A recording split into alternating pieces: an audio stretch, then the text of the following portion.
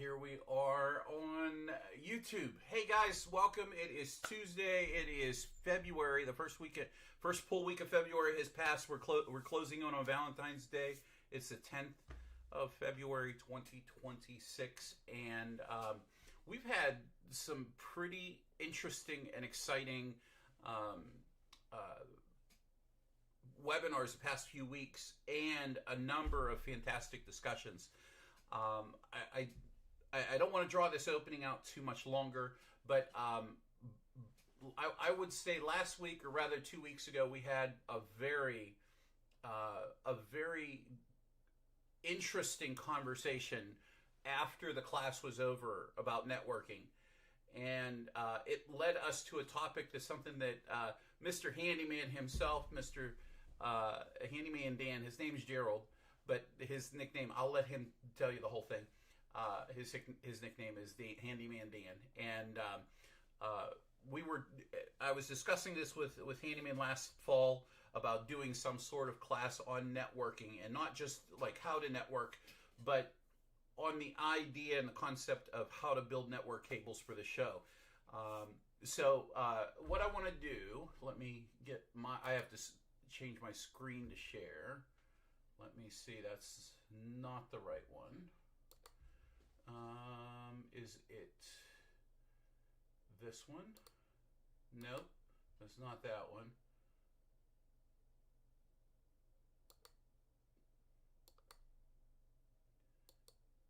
Is it this one?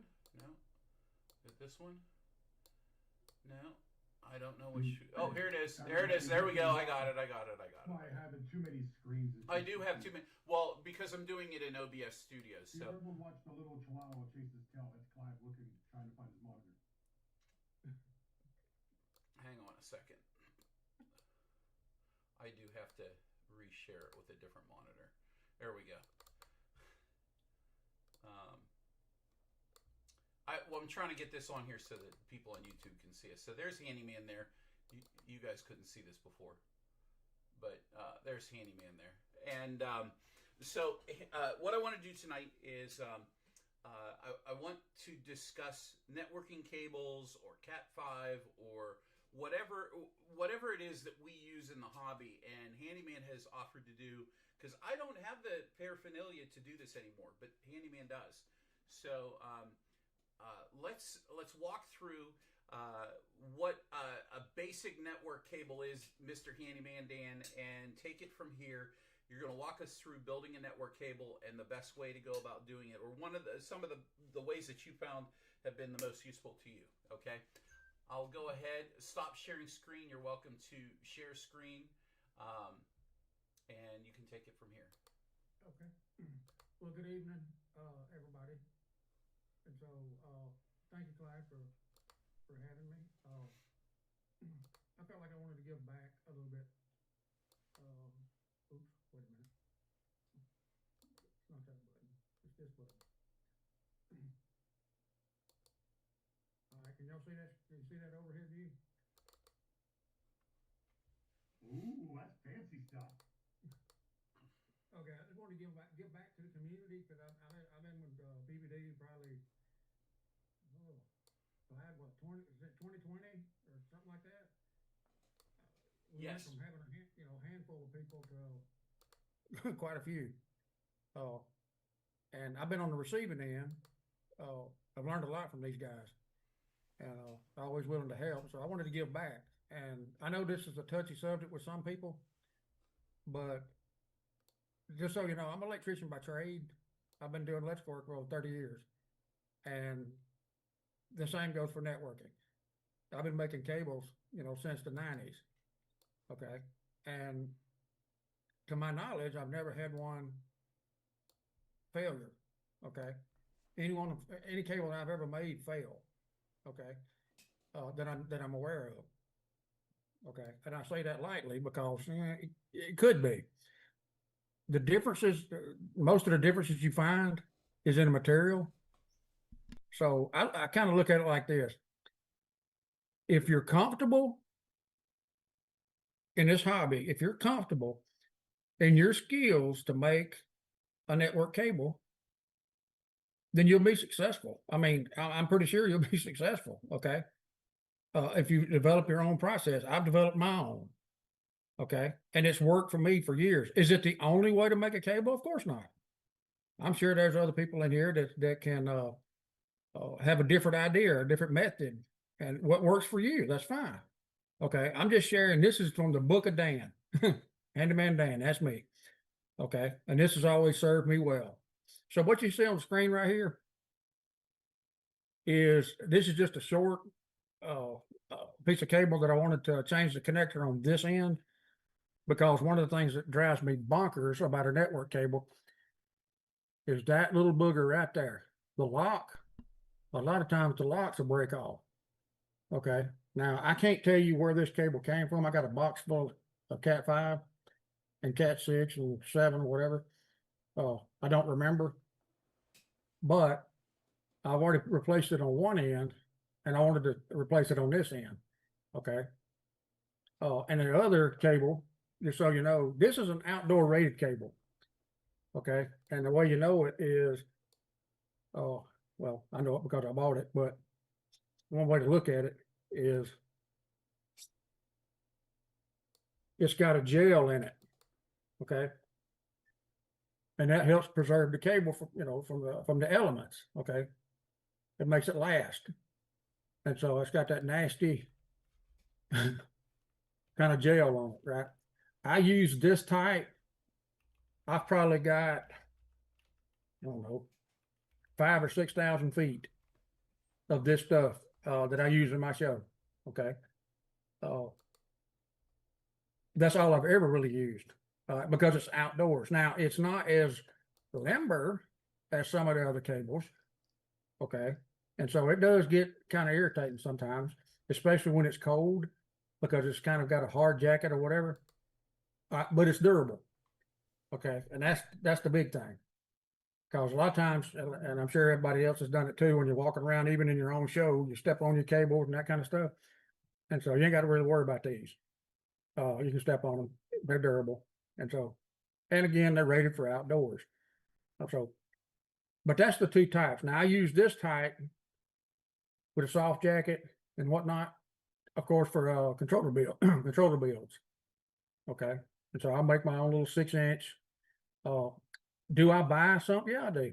If I get in the pinch, a lot of times I'll buy a 10-pack or something like that. And so just to save me that, that saved me the time, I guess.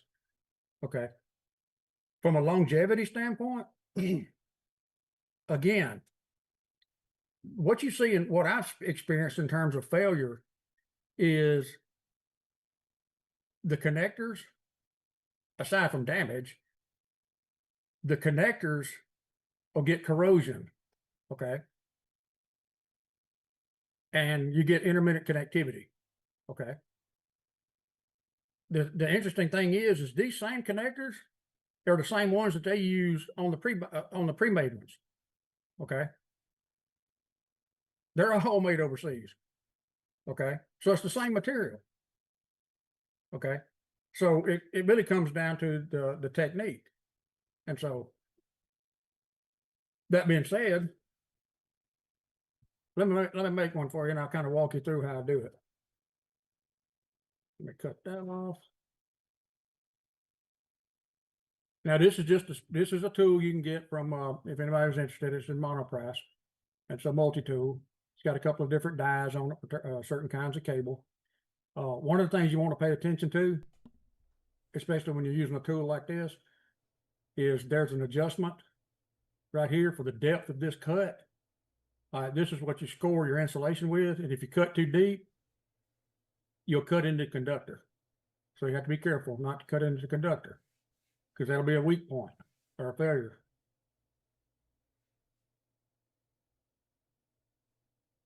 And hopefully I don't have to adjust.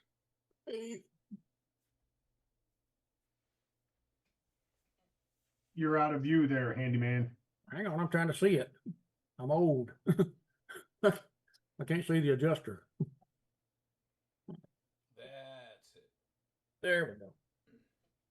Like I said, it's kind of tedious. Now, And one thing, if you're gonna make your Cat 5 or I keep saying Cat 5 in this hobby, as far as the way the technology is now, all you'll ever need is Cat 5. Okay. Now there's Cat 5e, Cat 6, Cat 7, Cat 8. Okay. I can't see this hobby ever reaching a Cat 8 status or the need for a Cat 8. Okay. Because we don't use that, this doesn't use that much bandwidth. All right. Cat stands for category. Category 5, category 6.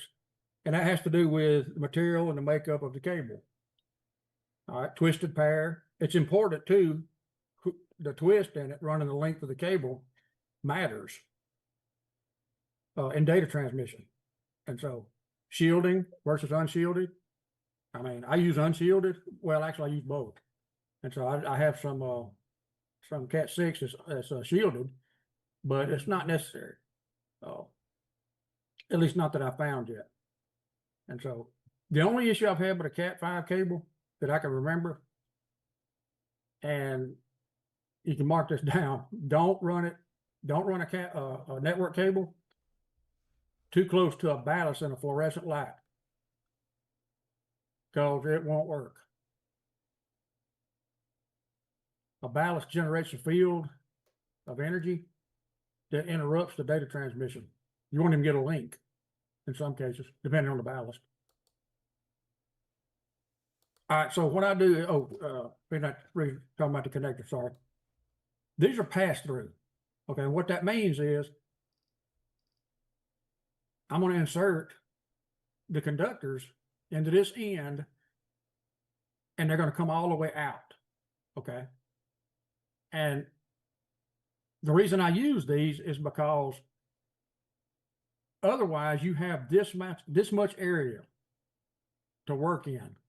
Okay, and it's a pain to have to get your conductors separated because they're all twisted, and then still maintain the strain relief, which is this piece right here on the back. Okay, so let me separate them, and you'll see exactly what I mean.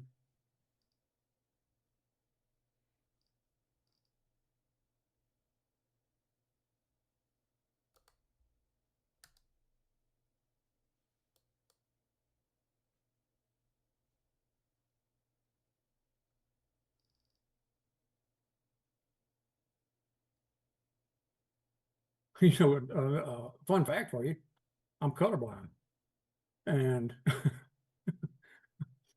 sometimes I have trouble seeing reds and greens, and so sometimes the greens get mixed up with the browns. So one thing I like to do on these is because you see how crooked that is, you can straighten it out. A lot of times out for speed, I'll just take a pen or a pencil and pull them like that to straighten them out, to make them insert easier.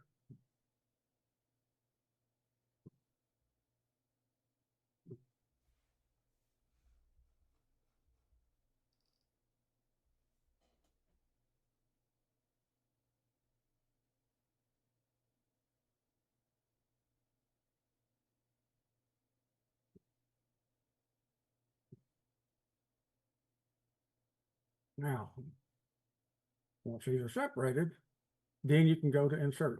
Now, you can look this up online. I pretty much know it by heart. But as far as the pinout or color code or whatever, and so we'll start white, orange, and orange.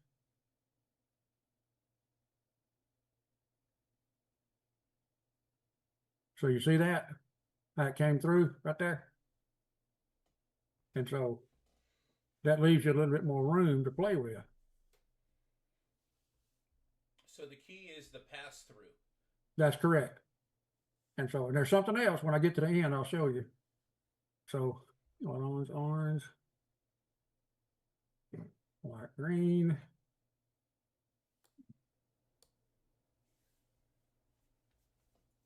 I mean, that's seriously, it's much easier with these pass-throughs. I can't believe it took them a while to come up with them. Green, blue.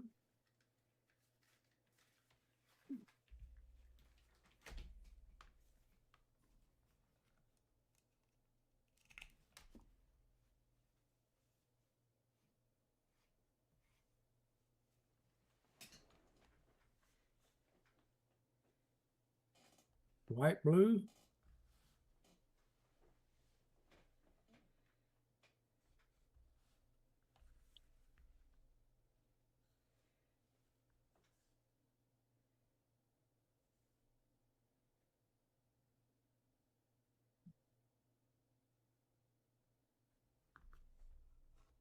All right, got one that's acting up.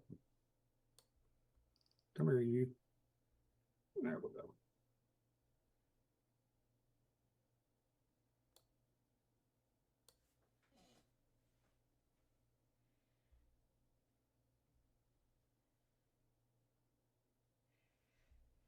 Hey, handyman, do you think you could turn Sure. your visual camera off, your face camera off? I think Certainly. there's a little bit of choppiness in the stream. Okay. Okay. Zoom has a way of freezing things whenever too much when you're trying to do too much.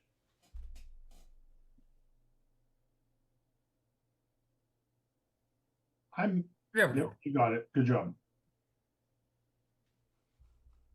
Okay, I pinned myself. How do I unpin myself? Never mind. I think it's called remove pin. There No, we go. you're good. We're seeing Okay. exactly what Okay. we're seeing exactly what you're seeing. Okay. Blue, white, blue, and then green, which is this guy right here. I had to put him off to the side because, like I said, I'm colorblind. It's hard for me to see green. Greens and reds, greens and reds.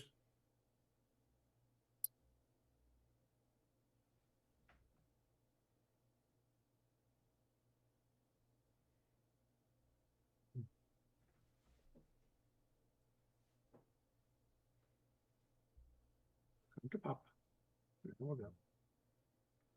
Did you see what I was talking about? That space you got right there in here? Mm-hmm. So if it didn't have that pass through, so you'd be fighting all this in here. And so, and then white, brown, and brown.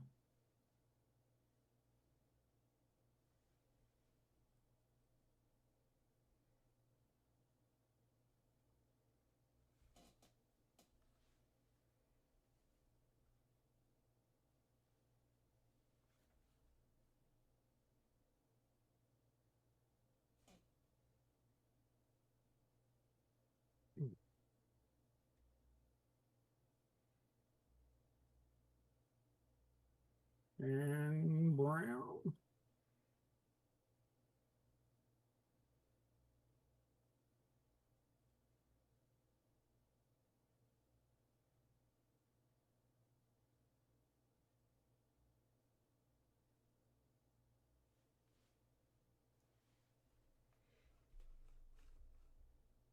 There we go. All right, so now I got them all in. And so what you do, you can lay them out where they're fairly straight, but maintaining the twist is up in the jacket. But then you push up to where that strain relief is on the jacket. All right.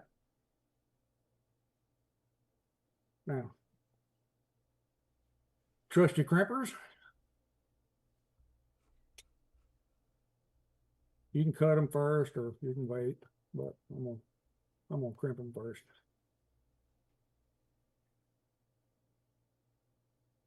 Yeah. Some firm pressure.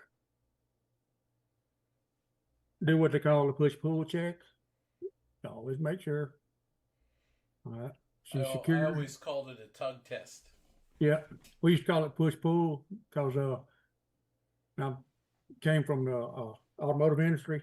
So when they connected up made harness connections, you push-pull just to, make sure it was seated or whatever. And so that's just always what we referred to it as. Now, show you something that's I left my other cutters in there.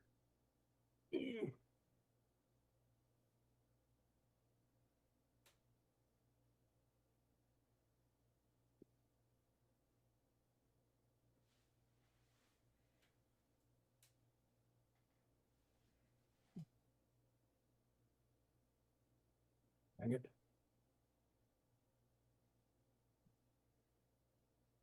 Yeah, you really need a good set of side cutters to do that. No, I've got it. I've got it. I left them in the house.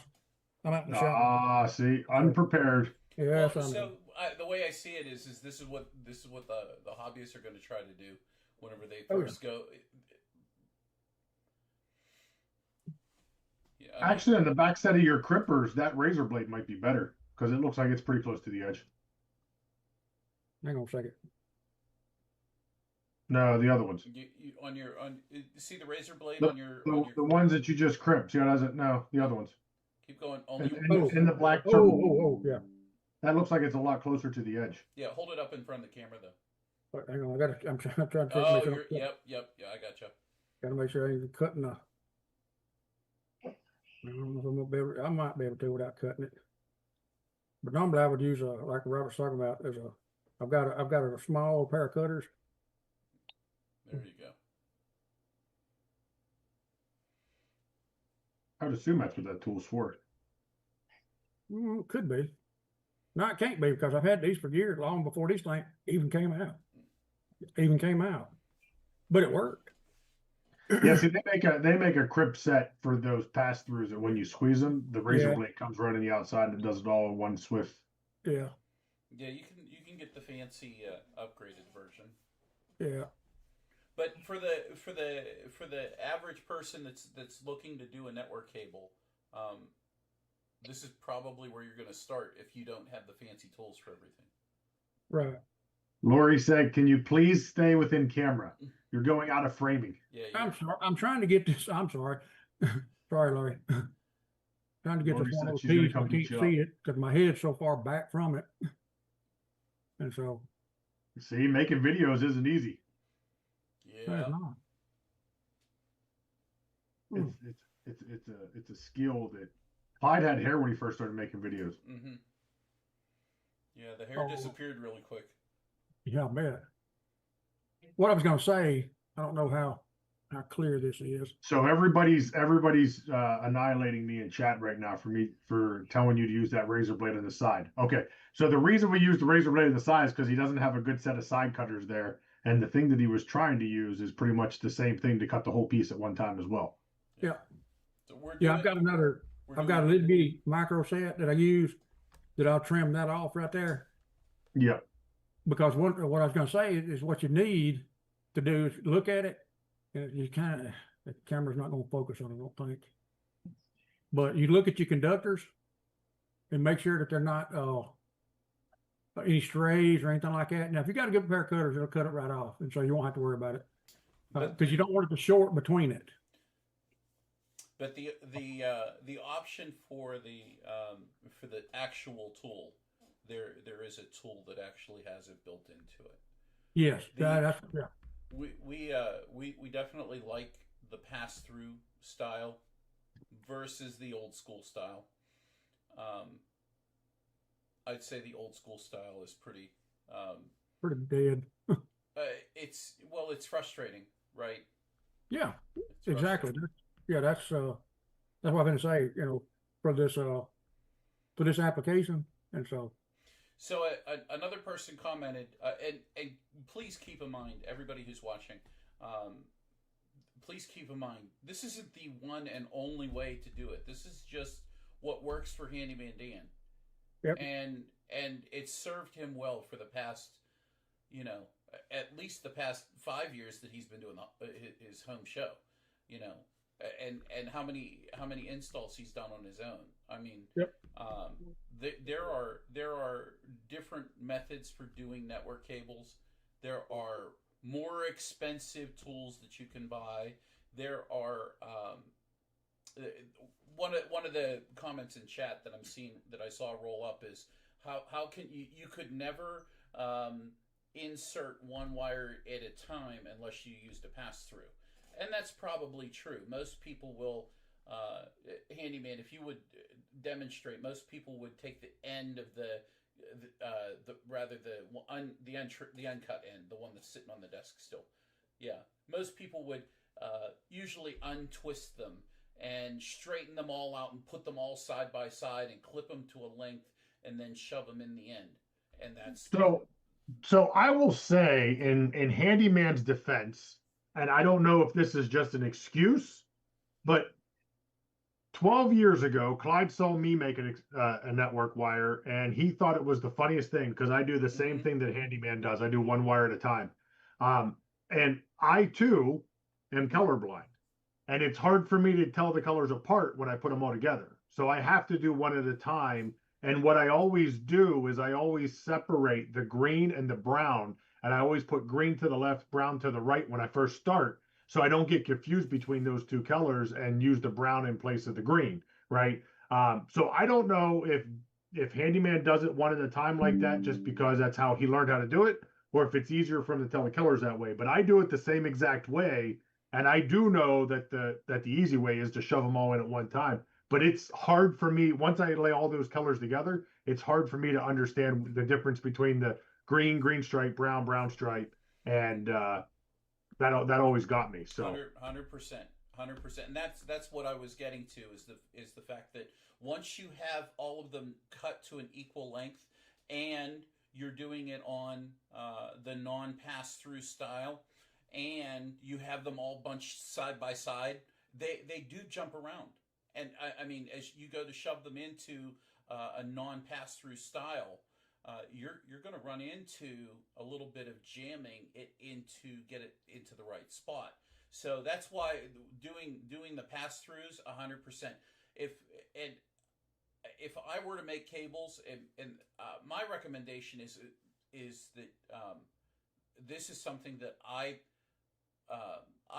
usually outsource this. This is I unless I absolutely have to use a network crimper, I won't.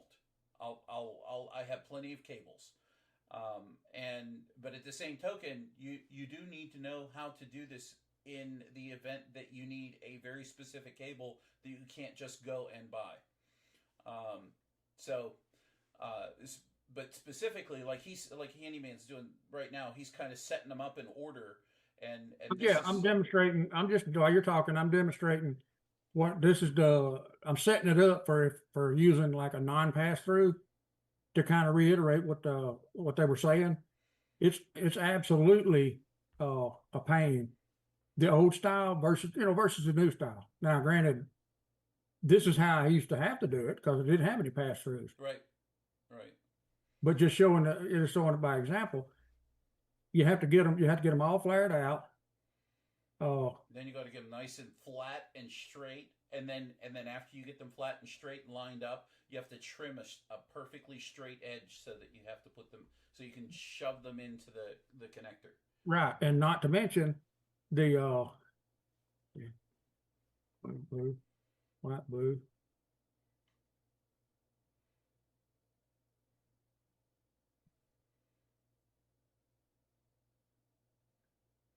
But yeah, I've had to make a few cables for Robert.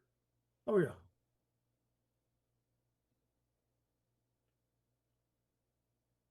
I mean, I'm not gonna lie. You go out and try to buy a 120-foot network cable, and you have a box sitting there, and you can do it. Then you're probably gonna go do it yourself.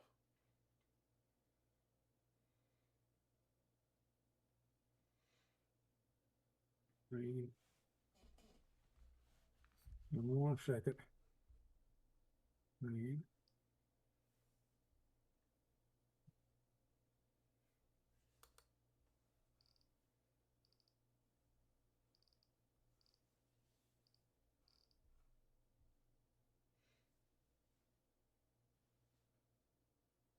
There you go. And it does get to be a pain. So what Dan's going through right now, other than the fact that he's the the, Let's get the it. Let's color just get the, it. the colorblind. Once you get everything in perfect order, like I can see clearly through the camera he's got everything kind of lined up there. But then you have to go through and you have to straighten every one of those. You have to cut it Right. level, and then you Right. have to shove it in, and they have to remain in their lane. They have to slide perfectly into the lane that they're meant to slide into. Right. And you have to get you have to So- get them cramps out, them crooks out of it because if it don't, you're gonna cross it up. So if you're colorblind and you have challenges with seeing colors, the pass throughs are truly. And I don't think, Robert, you don't have any of the old school ones anymore, do you? Are they all pass-throughs? The new ones are all pass-throughs. I used to have one that was a two-piece set where you would put it onto the piece of plastic, then slide the plastic in at one piece. Um, I know a lot of people in chat and that are saying like, well, why would you uh, do this versus just buying the pre-made cables? I buy pre-made cables now. I haven't made a cable in forever. Um, some people like to go 100% DIY. And if you have a lot of wire laying around, this is easy. A nice thing with doing your own cables is the only cables that I will make is if I need a 300-foot cable. Because when you buy a box of 1,000, you only get about 3 of them out of it. So I will make my own 300-foot cables, but that's it. And Well, that's only because a 300-foot cable costs about $100 and a box of 1,000-foot costs about 150. So it's kind of a win-win in that situation. But for all the rest of them, I mean, you know, you can get 50-foot cables for around $10. You can probably get 100-foot cables for around $15. I buy all mine off mono price. Yeah, and they go on sale. They go on sale. yeah. Yeah. No, And it's I like see- I said it to begin with, Rob. Yeah. It's a personal preference. I prefer to make my own because it's cheaper for me. And because, like you said, I can buy 1,000-foot reel and then make all kinds of cables out of it, right? Yep. Cheaper than I can just buying them outright. Okay. That's the answer for me. It comes down to the cost. Because Lord, I would rather spend more money on a controller. Yeah, more controller, more better. There you go. Exactly. And knowing that I've saved some money by making my own cables because I can make my own cables. But back to continue what we was talking about right here, you see the end, what I was talking about? So what I'd have to trim that off so it would fit all the way down to the strain relief, which means I'd have to cut it off to about right there. And so let me just do that.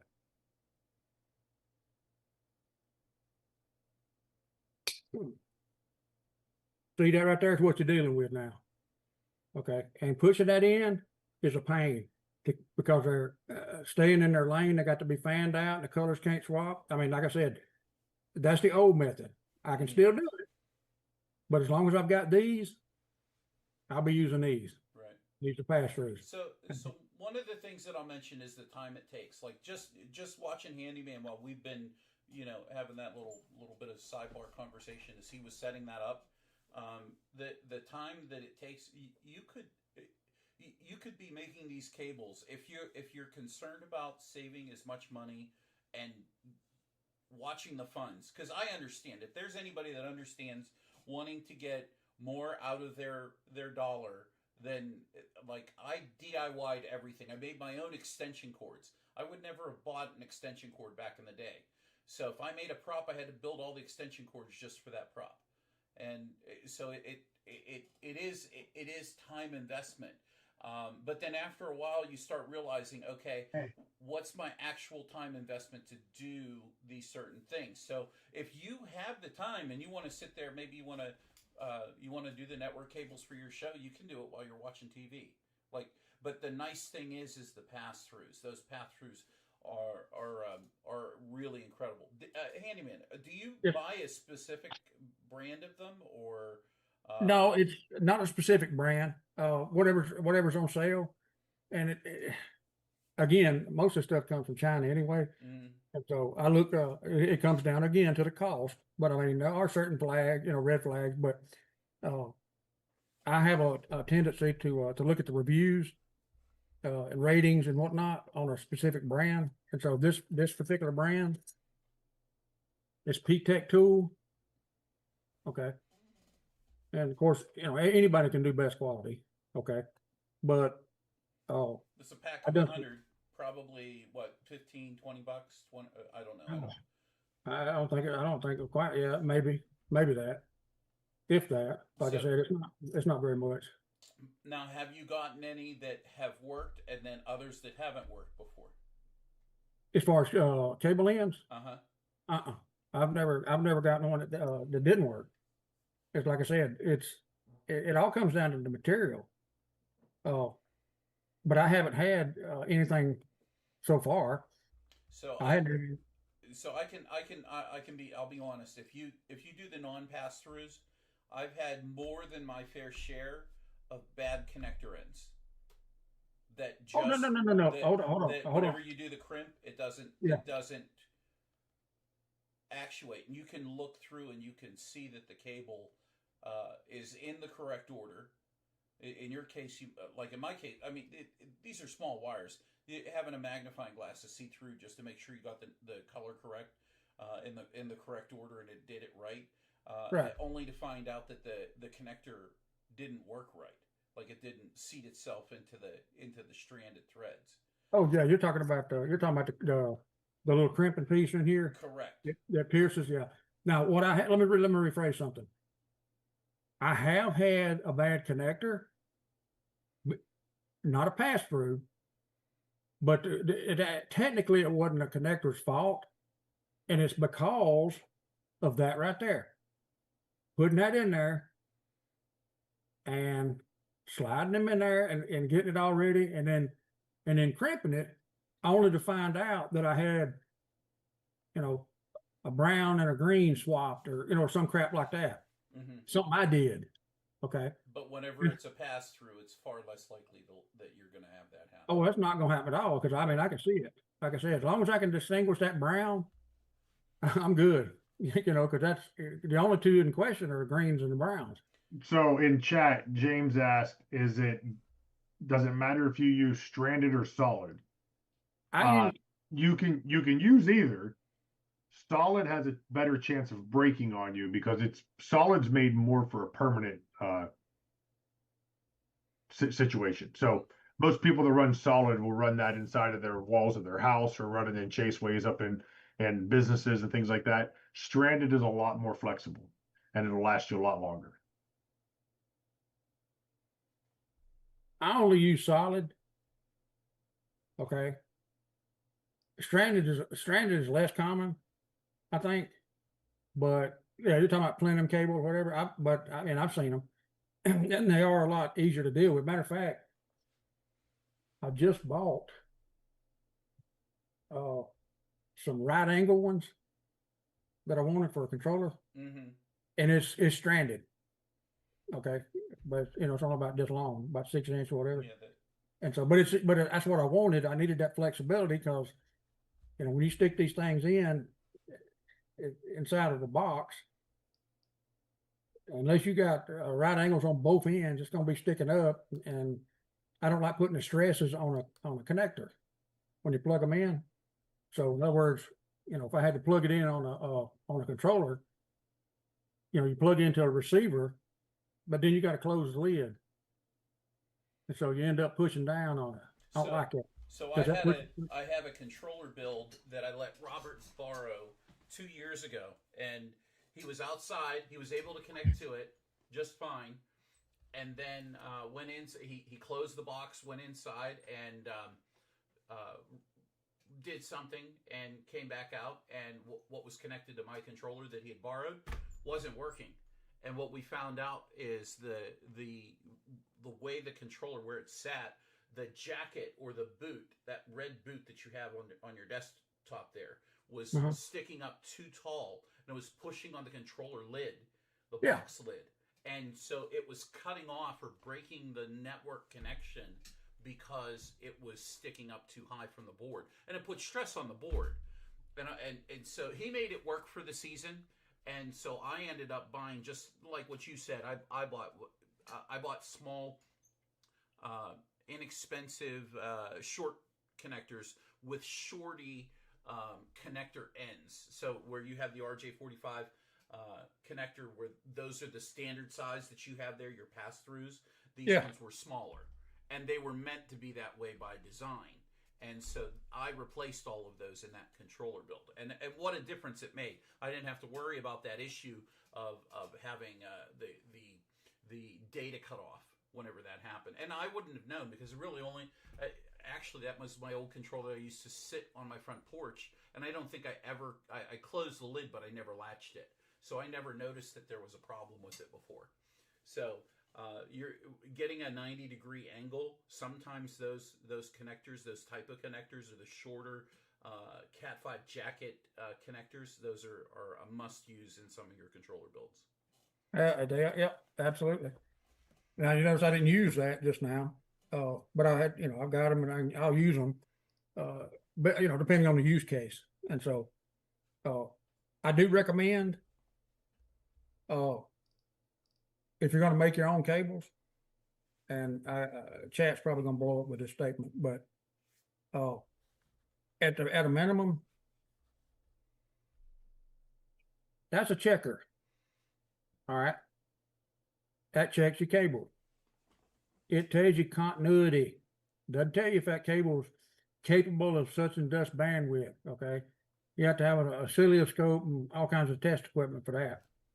Okay. This just tells you if all of your terminations are identical on both ends, or they're made on both ends. Okay. Because it'll light up. And it'll tell you whether or not the protocol is STP or UTP, which is, well, I'm not going to get into that. And so, but at least it tells you that, hey, my connection is good from end to end. Okay. That's all it does. It just tells you continuity. That's it. So it's not a tester per se. It's just a continuity test, a continuity check. But I highly recommend getting one if you're going to make your own cables, because they'll save you some time in the future. Because you could take a cable out, you could make it. The only way you're going to know if it works is to plug it in. Did you get that off of Amazon by chance? No, Monoprice. You got that from Monoprice. Yes. Monoprice is a company that we have used for network cables only, because that's like what they specialize in. Well, it seems like it's not the only thing they specialize. They do a bunch of different stuff, but this is one of their big things. And whenever you're really good at something and you do a great job at it, and that's your specialty, usually you can usually get a better price from them, because they do such a bulk amount of network stuff. Oh, absolutely, absolutely. And they're trustworthy too. I mean, if they got a product, they stand behind that product, and so they got really good customer service, and so I definitely recommend them myself. So I'm gonna did you want to show how that network tester works with your cable that you just made? Well, I can, but this cable is actually a crossover. Oh, I was looking. I was looking at that, but hang on just a second. I got another cable right here I can test. So what he means by a crossover cable is it's usually something that's not going to work in our show, where you cross two of your twisted pairs. You cross wires with them so that the data from one side of the network connection would connect in a different way to something else on the other end of it. So that's what a crossover cable does. And he obviously was making that for himself for another project.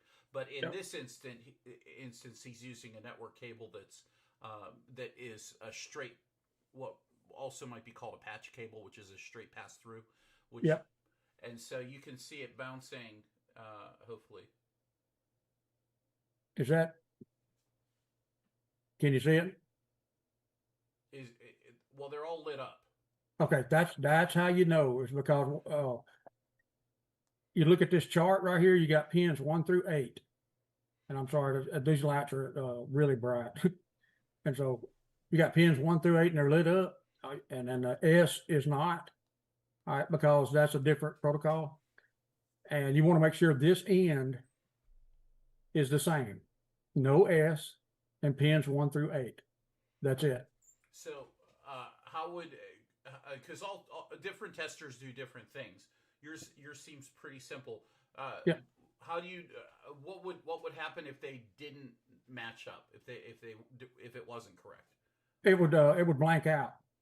So like if there was a pin crossed or something like that. This particular tester, it won't light up. So there Like, would be a light that So would, you're saying if you did pin 1 and 2, or so let's say you did pin 1 and 8, right? And you did the opposite side and the opposite, it would not light up, or would it still light up 1 and 8 just in different areas? No, it won't light up Oh, okay. because it has to do with the twisted pair, the signal that it's using. That's what I understood, and so that's how it knows. The tester supposedly knows that you got a pin out of place. so Okay. basically each light, if the light's on, it's confirming that there's continuity with the same string from start to finish. That's correct. So that makes sense. So some testers, just for the folks that are out there, some testers are like a flashing tester, and it sends a bit of data down each line, and it flashes between line 1, 2, 3, 4, 5, 6, 7, 8, and it will light up on the other end of the line with the two different pieces, like he showed there.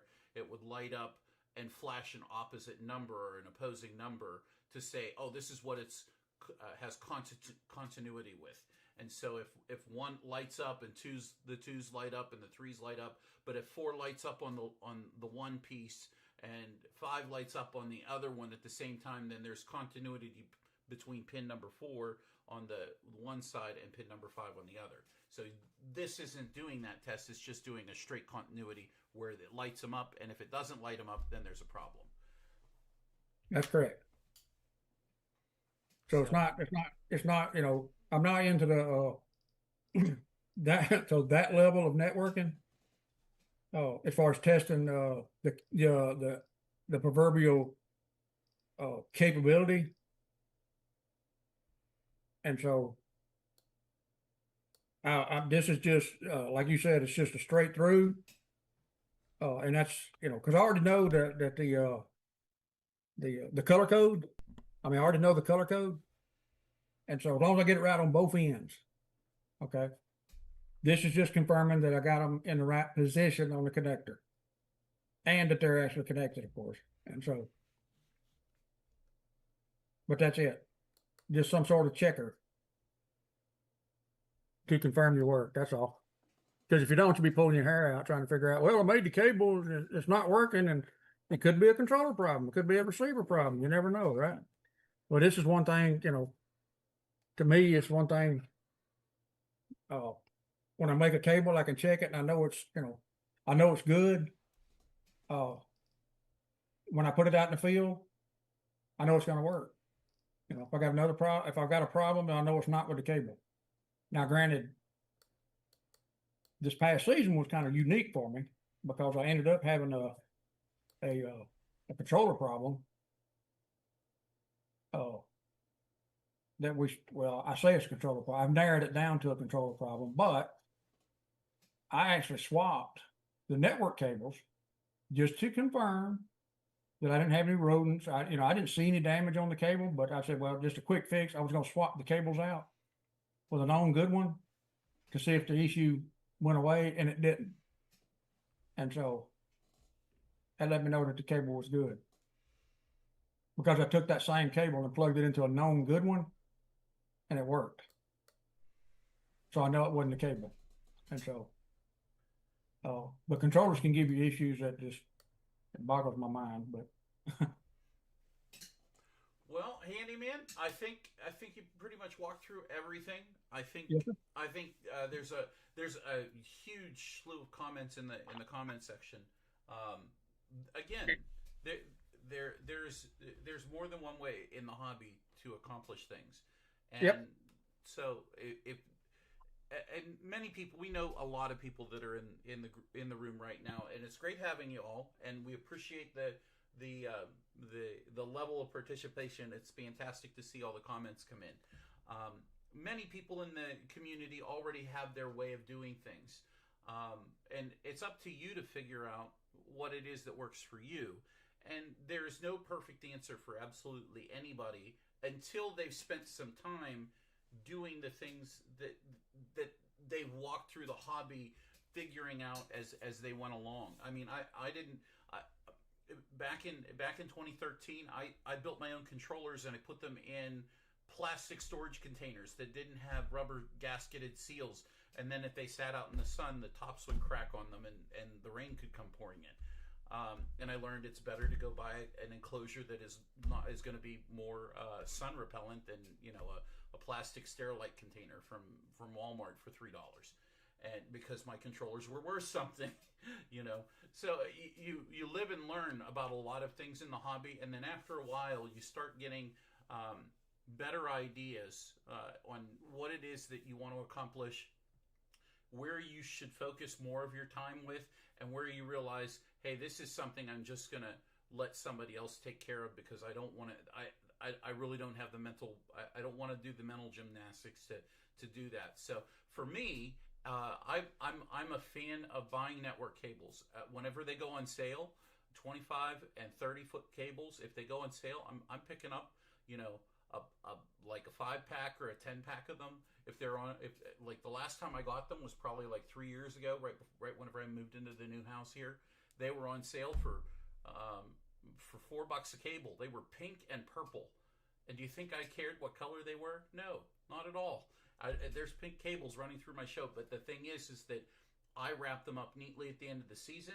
I never throw away the twist tie. I leave the twist tie on them, and at the end of the season, I use the twist tie to wrap them back up. I put them inside the enclosure that the controller is in, or I wrap them and attach them to the side of the controller so that I don't lose them and they don't get hung up or caught on anything. And generally, I don't have any issues with network cables. If anything I'm going to have problem with, it's going to be the pass-through from the inside to the outside of the box where you connect your cables into. And that's generally where I have problems. And I did a little video on that earlier this year. But Mr. Hey, Clyde, I want to make one last comment. I was looking through the comments, but Sure, I wanted to make ahead. a comment. I wanted, and if you have any questions for about the topic, go ahead and throw them in chat. Yep. Before we're gonna sign off here in a little bit, but go ahead, Handyman. Yeah, no, I'm just going to say that I've seen in a lot of posts. I hadn't had this problem myself this year. Or actually, I don't recall ever having it. But some people have a problem with rodents, and somebody made a good point talking about when you run into that problem, and that puts you in a pickle because you don't have a replacement or whatever. You can make your own cable. You can repair it, right? Cut out the bad, and put 2 ends on it, and a adapter or whatever, or just put it back, swap it out and make another cable or something.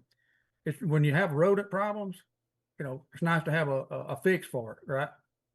And so, but I thought that was a good point. No, fair enough. Fair enough. There has been there's a lot of good comments in chat. A lot of great comments in chat. A lot of people thanking you, Dan. This is honestly something we don't really talk a whole lot about whenever it comes to our show. I mean, I've always been a fan of buy your network cables already done. The downside to doing that is that this is something that I just am not natively going to teach ever. I haven't made a network cable the last one was for Robert, and that was probably 3 years or 4 years ago, buddy. And it was a crossover cable for LR. Well, and those are, and you have to pay attention to what you're doing whenever you're doing a crossover cable. So, and I understand the frustration, especially I understand Robert's frustration with the color mixing together and not getting the wire connections right. So, I know that was like the first thing everybody jumped on was, oh my gosh, he's doing it one at a time. Well, that's because he's taking his time, and he's going to have a cable that whenever he connects side A to side B, he's going to have the data connection that he needs to get done. And something I said earlier I said to Robert's son this evening was slow is steady, steady is fast. We try a lot of times to hurry through things, hurry up and do something. And we sometimes need to realize that when we slow down, we're actually faster because we took our time and we separated those wires out. And I never thought of the trick to take a pen and go whoosh over top of the wire to straighten it out, that's a great idea. And that, because those twisted pairs, they always have that little ripple in the line. Whenever you try to go slide them into a regular cable that isn't a pass through. So I'm not personally against making your own network cables. I just don't have a need to anymore, because I've got to the point where I have a supply of them. I found them. I got a great deal on them 3-4 years ago, and I stocked up on them. I probably still have maybe 4 or 5 new in a bag. And I also throw an extra into each one of my network switch boxes all the way through the show. So if I need a network cable and I'm already out in the show, I can go walk over to my network box where my switch is. There's a spare one in the box. I can go and change out a cable, take the old one off. And if that cable is bad, because I'll bring it in and I'll test it to see if it's bad, because if it's bad, then I'll throw it away. If it's still good, then I'm going to save it and put it to use somewhere else. Because sometimes when we go out and test things in our yard, we realize, oh my goodness, this isn't the actual problem. I thought it was, and it's something else. So you move on to your next troubleshooting step, whatever that might be. So just a bunch of options for everybody. Handyman, huge thank you for this. This is definitely a class I was not going to teach, and it was something that I appreciate you taking the time to walk through today, especially with the pass-throughs. The pass-throughs are definitely the way to go. Highly recommend those. So. Yes, sir. Well, the last thing I want to say, because I can't help this. I'm sorry. Copper clad aluminum. Yeah, that's a no-no. Don't use copper clad. We're not going to get into that conversation tonight. Don't use copper clad for networking. In a better way to say it would be only buy copper That's cables. correct. That's only right. buy copper cables. If something says the word CCA, copper clad aluminum, CCA, don't buy it, because it's going to last for the first year, and the second year it's probably going to be okay, but by the third year, that thing is going to be degraded the whole way through, and it's not going to work. And you're going to chase all these problems all through your show, and you're not going to know why. And then all of a sudden you're going to realize, oh, I use copper clad aluminum as opposed to just copper. Just spend the money, get copper. That's what you should do. That is correct. And you're welcome, Clyde. I enjoyed it. Thank you for having me. And I hope it helps somebody. And so, like I said, like he said, there's plenty of ways to do it. That's just my way of doing it, and it's always served me well. And also, I forget who it was, but thanks for that tip on the cut and crimp. I'm going to look into a pair of those that actually cut that end off on the pass-throughs. I think that, the all-in-one tool. Yeah, I'm gonna check that out, because that would save having to trim that end off like that. Well, I'm gonna definitely look into that. So, and not only that, but like you kind of hit the nail on the head with something else too. Whenever you said it earlier, if you have a bad cable and it is terminated wrong, or you can always go back and you can fix a cable that was broken. So let's say you did have an animal chew through one. You could re-terminate both ends of the middle of it and make 2 new cables, or make 2 cables out of 1 cable that was bad. So I mean, it may not always be something, like sometimes it might only be 3 feet long, and you're probably not going to use that. But instead of it being a 25-foot cable, now it's a 20-foot cable, and you still have use of that cable. So not a bad idea to have a tool to do the job, and have a few RJ45 connectors on hand in order to do that. So yes, sir. Yes, sir. All right, guys, I think we're going to leave it right there. I think that's everything we'll go through tonight. And next week, I want to entice you with something from Boscoyo Studios. So next week is not a webinar. It is a open mic night. And we have a very special guest that's going to join us for open mic night from our friends over at Boscoyo Studios. So you definitely want to be here for next week's really, really cool announcements. So that's everything for me, guys. Robert, I'll let you take it from here. Have a great evening, everybody. Thanks, and we'll catch you in the next video. Goodbye for now. Thanks, Dan, for helping. Thank you, Dan. Yeah, my pleasure.